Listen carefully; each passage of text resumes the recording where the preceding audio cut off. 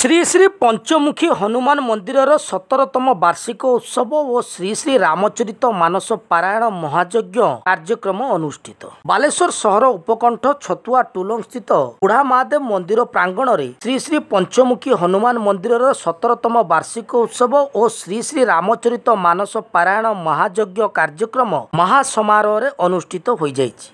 25/4 रु 4 तारीख पर्यंत 9 दिन व्यापी चलीथिबा एही कार्यक्रम द्वारा लोकों मनरे भक्ति भाव जागृत करने एवं पथभ्रष्ट और विपथगामी आड़ को चली जाउथुबा लोकों को आध्यात्मिकता मार्ग प्रति आकृष्ट करिवार मूल लक्ष्य नहीं स्वर्गत हरेकृष्ण नना और बुढ़ा नना प्रचेष्टार आरंभ होइतिबा कार्यक्रम अद्यावधि चालू रही आछि। आईनजीवी मानस दास प्रत्यक्ष तत्वावधान और अंचलवासी सहयोग क्रमे अनुष्ठित कार्यक्रम रे बहु भक्त और श्रद्धालु आगमन होइतिबा बेले बहु विशिष्ट विषाद प्रवचक माने मनमुग्धकर प्रवचन प्रदान करी धार्मिक भावना जागृत कराइथिले। एथिसह भजन कार्यक्रम अनुष्ठित होइतिबा बेले शेष तथा समापन दिवस रे भक्त और श्रद्धालुओं पई प्रसाद सेवनर व्यवस्था करा जाइथिला।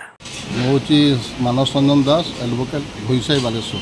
एटा होची पंचमुखी जो महावीर मंदिर एटा सिद्धेश्वर मंदिर प्रांगण रे छतुआ टुलंगसाई ग्राम रे एटा होची 2007 मसीहा प्रथम आरंभ होइतला आ सेबेटू प्रवचन कार्यक्रम चलती। आज हूँ माने शेष दिवस ए वर्ष जो आरंभ है 25/4 एप्रिल मास 25/4/24 आरंभ है। गतकाली पूर्णाहुति है 3 तारीख। आज हूँ प्रसाद सेवन भोजन समारोह।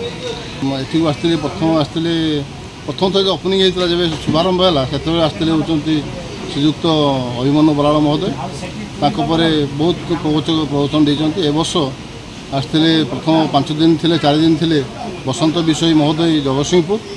तापर से भितर आउ 2 दिन थे जड़े सुनामधन्य प्रवचिका महोदया और तपस्विनी पाढ़ी महोदया घर हूँ स्वर से कि पुरी रोचे से 2 दिन समय देते।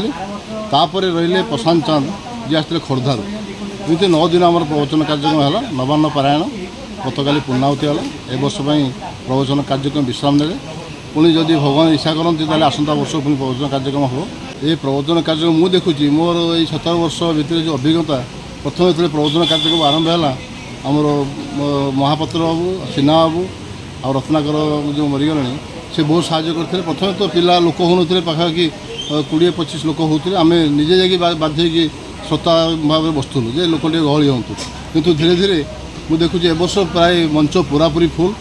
प्रथम 2 दिन टे फाँका जहाँ भी फुल था कि तापर जो 7 दिन पूरा मंच भर्ती। आउ मु देखुची ए वर्ष माने मु जो प्रसाद जो संध्या बेले जो दिया जाए राति जो दिया जाए माने भजन ये प्रवचन सरला परे एथर बहुत प्रधान्य व्यक्ति माने धार्मिक चेतना से लड़ू विभिन्न प्रकार मिष्टान सब श्रोता मानक बंटन करते जोटा कि मुझे देखुची ना आध्यात्मिक चेतना लोक बढ़ी चलती और यहाँ आवश्यक हिंदू धर्म पर निहाती आवश्यक। आमर जो पूजा पद्धति रही ठाकुर को जो ठाकुर मान रही से आमर स्नेह श्रद्धा रहा आवश्यक। मुझे अनुभव कर निज अनुभूति में कहूँ जे प्रभु कृपार जहाँ भी आज मुझे प्रभु कृपार मुझे किसी नहीं ये सब इच्छा चलती। जो दिन इच्छा बंद है प्रवचन कार्य बंद है मुझे निमित्त मात्र।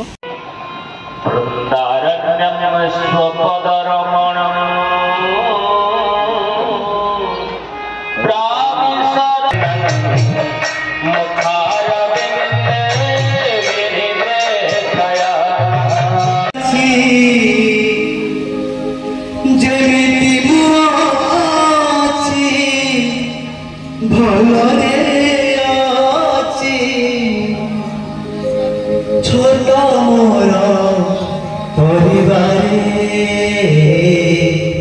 सुखरे दुखरे हसरे कांदरे